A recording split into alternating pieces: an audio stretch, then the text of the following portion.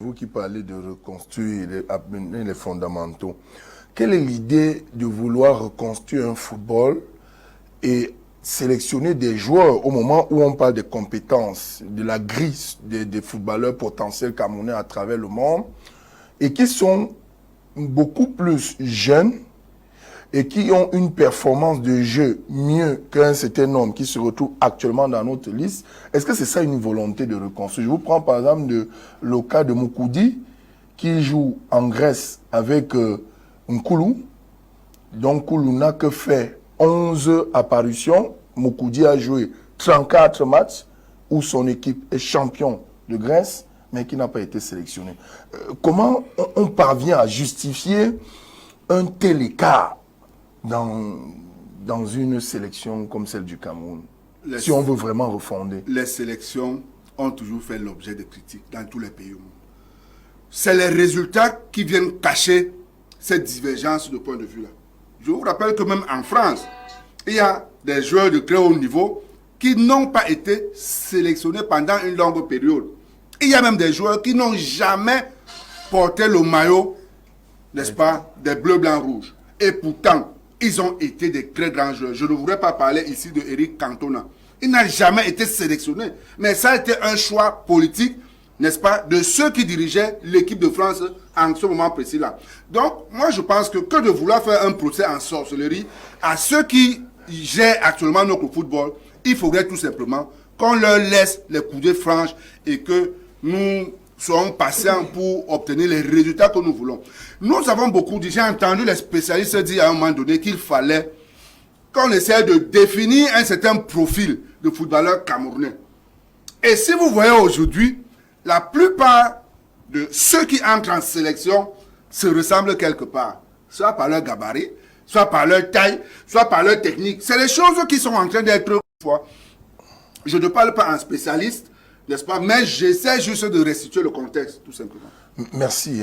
Rapidement, on avance sur la question du Sénégal. Mais Dilo Sachou, Macky Sall, qui était considéré pour la jeunesse ou alors pour la classe politique africaine comme de l'espoir ou comme une vitrine pour l'émulation de la démocratie africaine et sénégalaise tout en particulier là, selon vous, est en train de trahir l'idée qu'on a eue de lui il y a longtemps, parce qu'il faut rappeler que les nouvelles qui nous parviennent du Sénégal depuis quelques jours ne sont pas bonnes. Un jeune acteur politique, au vu de la présidentielle qui est en vue, a été condamné pour une histoire dont ses partisans et lui qualifient cela d'une condamnation à tête chercheuse et politique, ce qui a entraîné aujourd'hui le pays pratiquement au bord du chaos.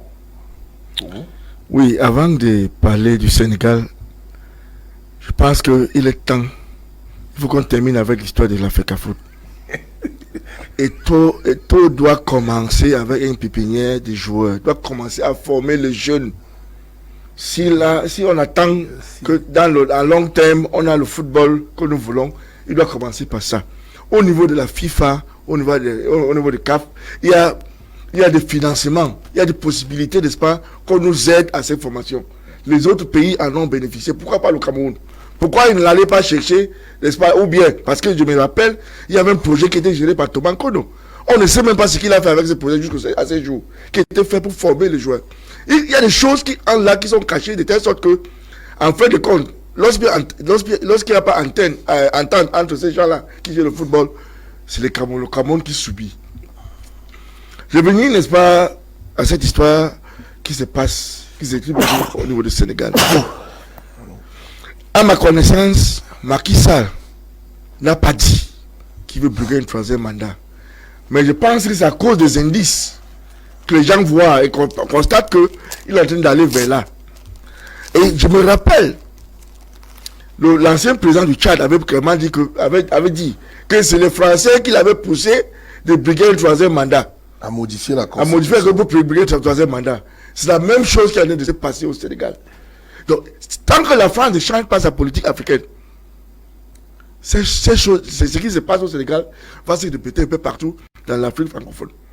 Il est temps pour la France laisser les Africains, n'est-ce pas, gérer leur destinée. Macky Sall, personnellement, à mon avis, n'a rien dit. Mais on sait qu'il y a des conseillers, il y a des gens, des tendances, des gens qui veulent faire vendre cette idée pour que ça passe. Mais n'oublie pas que nous sommes dans la démocratie. Vous avez le droit de briguer un troisième mandat si le peuple veut, comme ça a été fait au Cameroun. Ça dépend du peuple. Si le peuple ne veut pas, il faut laisser. Parce que quand le peuple ne veut pas, ils vont protester. Au Cameroun, on a vu ça. On a transformé, on a réformé, n'est-ce pas, la Constitution pour que le président puisse briguer notre nouveau mandat. C'est passé.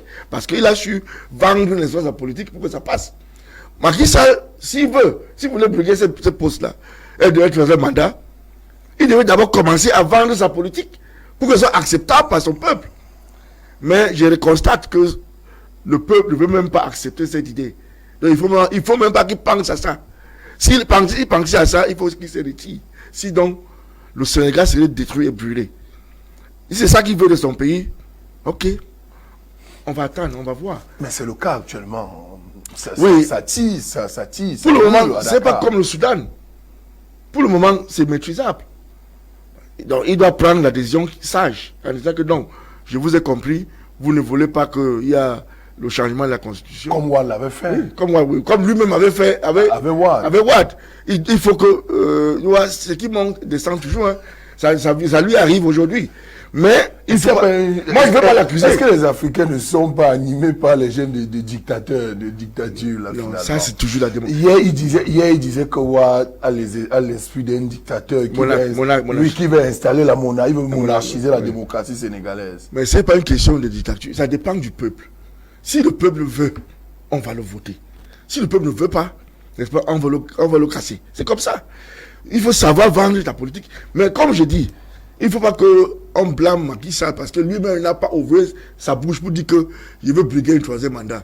Les gens voient seulement les indices et peut-être ses conseillers qui sont en train d'aller vers là, mais n'est-ce pas pour dire que c'est ça qu'il veut. Mais pour le moment, même s'il veut, c'est la démocratie. Il doit savoir vendre cette idée aux gens. Si les gens refusent, il n'a que se retirer.